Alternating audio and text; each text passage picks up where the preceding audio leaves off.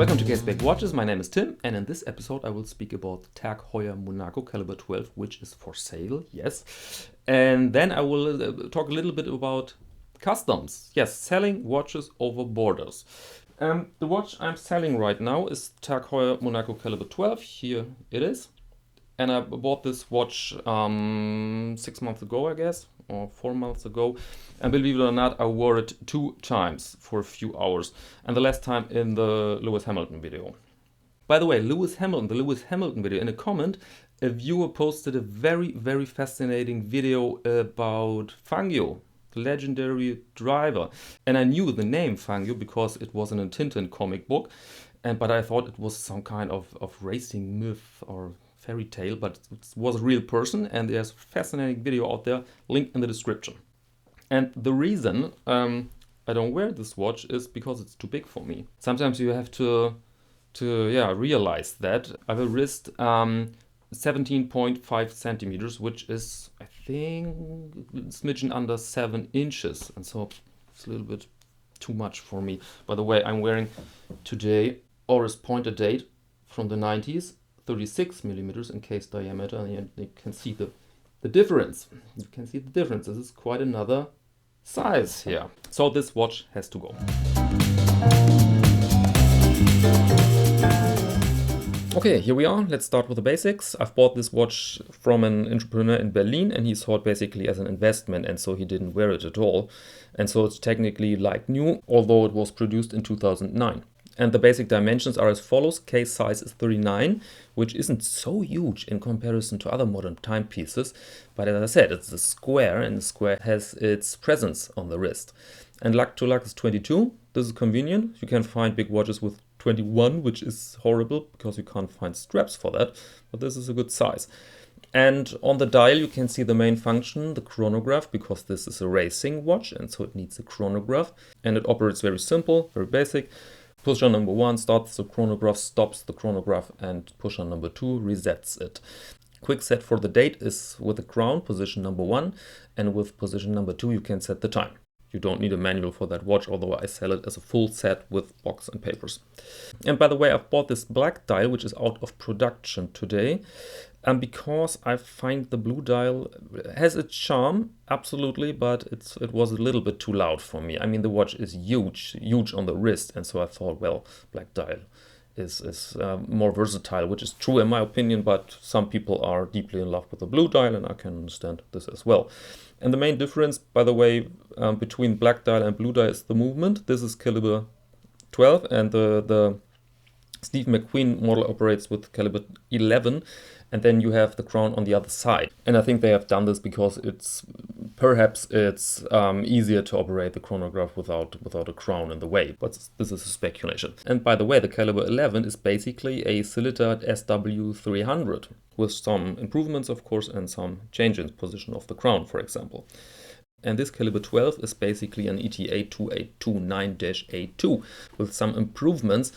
And the biggest is the accuracy. This runs as a chronometer, so it operates with a tolerance of plus minus 3 seconds a day. And so we have to understand and accept in a way that the entire modern Monaco line is without in-house calibers. We're talking about Silita movements and ETA. And is this a problem? For me personally, absolutely not, because the watch runs great and those are absolutely good movements. But I can understand that people prefer in-house movements, but then you have to buy yourself a vintage Monaco. Oh, I said vintage with a W again. Oh, wow. Okay, vintage Monaco. Then you have to buy yourself a vintage Monaco, and then you have your old in-house caliber, but they are very hard to maintain and service. I heard this from several watchmakers, that it could be impossible to get in possession of parts, for example, and so I don't know if I can recommend that. Okay, last thing, the clasp and the strap. Nothing wrong with that, but it's not very special. It's a leather strap. It's a very good quality clasp, and as you may see, the strap is like new, so you can put it on the wrist and you are ready to go. The price for this watch is 2,000 euros, and if you're interested, please send me an email.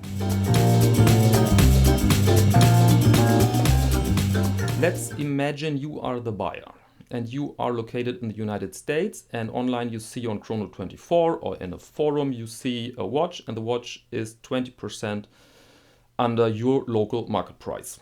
And then you say, of course, this is a bargain. This is a good opportunity to buy that watch. And the problem is the price you see there is the price without taxes and without import duties. And so if you buy the watch, the seller sends the watch in the United States, and then you have to contact customs and you have to pick up your watch, and then they charge you with import duties.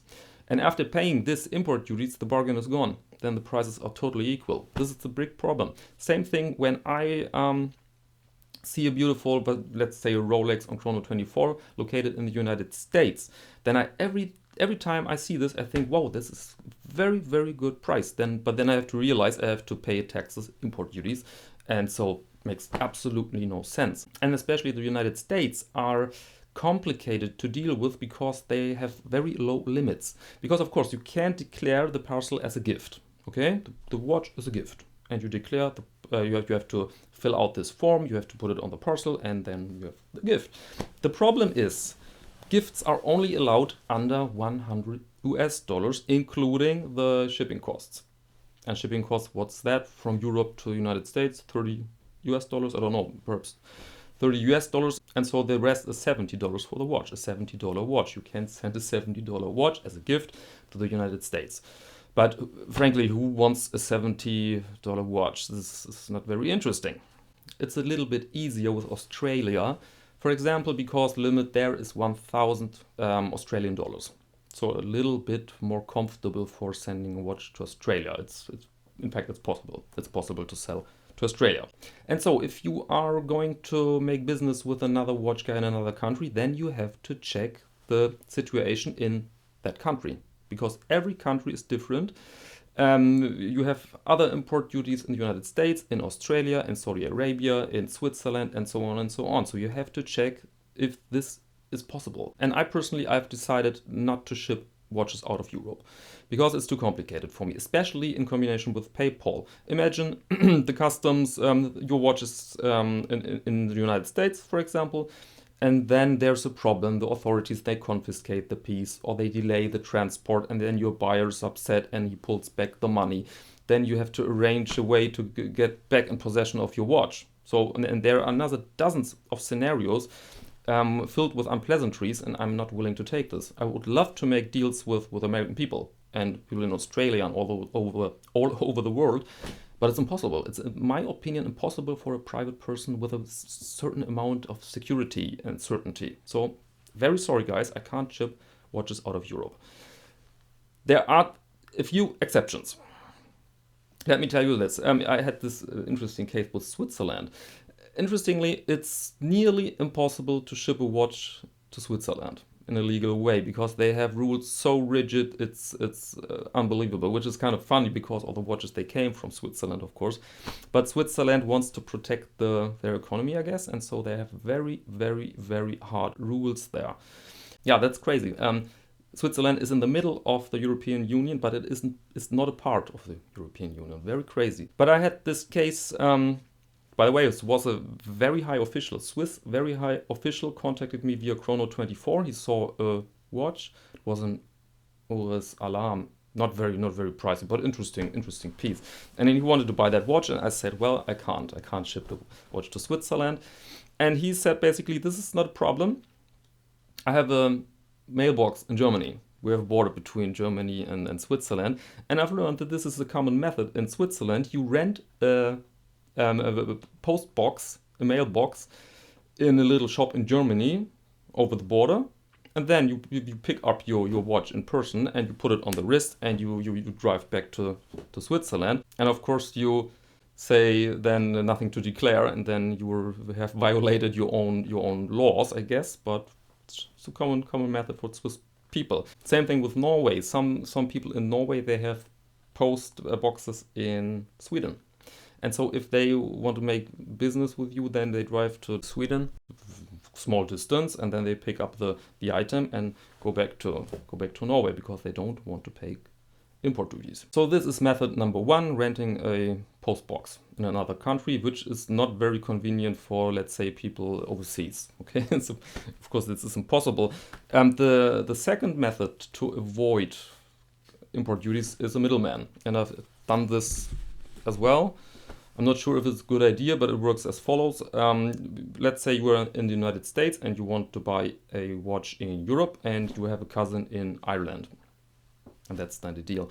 Your cousin buys the watch and then you can arrange the transport of the watch in the United States like you want. You can put it on your wrist, but then I can't recommend this because you will violate the laws of your country. And then some Americans, they are smart, they say, and then write on the parcel a t-shirt or pair of sneakers and send the watch to me and it will go through customs. Yeah, but what if not? Then I have violated the laws of the United States, and the next time I travel to the United States, then I find my name on a list with violator of customs. And I don't want to take that risk, frankly. Absolutely not. So, mailbox and middleman. Those are the methods to go around import duties, but I think there are no other methods for private persons. Of course, we're talking here about a private seller, private buyer. And that's the whole explanation why I can't ship a watch over, let's say, in the United States or to Saudi Arabia. So please don't be offended if I refuse to make a watch deal with you. Nothing personal, absolutely nothing personal, nothing against certain regions in the world, certain groups of people. It's only I'm not willing to deal with customs. It's too complicated for me. I'm a private person. Okay, if you're in Europe, if you're interested to buy the TAG Heuer Monaco Calibre 12, then please write me an email. It's also in the description. And all of you, let me thank you very much for your attention and maybe until next time.